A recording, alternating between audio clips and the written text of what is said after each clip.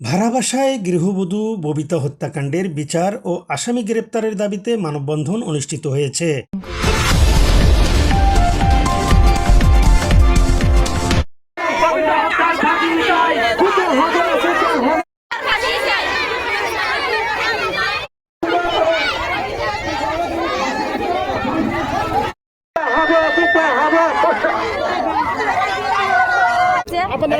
আমার নাম কবিতা।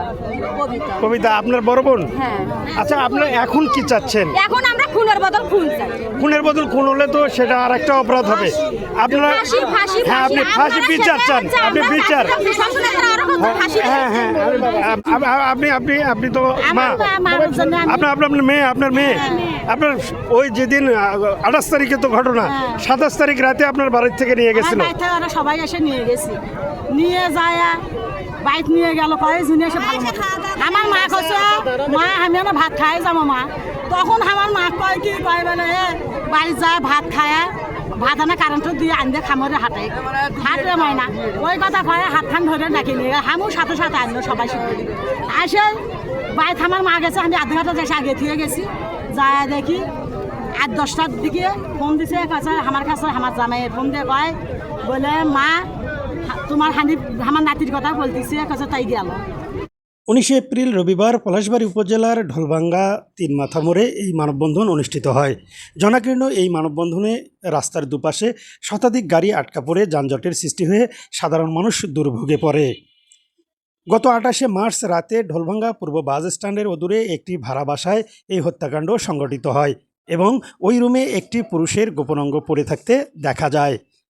চাঞ্চল্যকর এই ঘটনা জানাজানি হলে হাজার হাজার নারী পুরুষ দেখার জন্য ভিড় জমায়। সংবাদ পেয়ে আইনশৃঙ্খলা বাহিনীর একাধিক ইউনিট কাজ করে। হত্যাকাণ্ডের সাথে এই গোপন অঙ্গটি কার, এই নিয়ে কাজ শুরু করে আইনশৃঙ্খলা বাহিনী। 2 দিন ব্যাপক তল্লাশির পর ববিতার স্বামী হারুনকে রংপুর মেডিকেল কলেজ হাসপাতাল থেকে গ্রেপ্তার করে। জানা যায় বিচ্ছিন্ন গোপন অঙ্গটি ববিতার স্বামী হারুনের। এটা একটা বিচারিক প্রক্রিয়া আছে। আসামি যেটা মূল আসামি, প্রধান আসামি এই হত্যাকাণ্ডের সাথে জড়িত, তাকে আমরা গ্রেপ্তার করেছি। এটাকে আপনাদের কথায় গ্রেপ্তার করেছি না, আমরা নিজ উদ্যোগে নিজ চেষ্টা গ্রেপ্তার করেছি। আমরা নিজ উদ্যোগে নিজ চেষ্টা গ্রেপ্তার করেছি। আপনাদের আবেগ, আপনাদের মনের অবস্থা আমরা বুঝি। আমরা আপনাদের বিচার পাইয়ে দেওয়ার জন্য যতটুকু করা দরকার আমাদের জায়গা থেকে আমরা সাধ্যমতো চেষ্টা করব।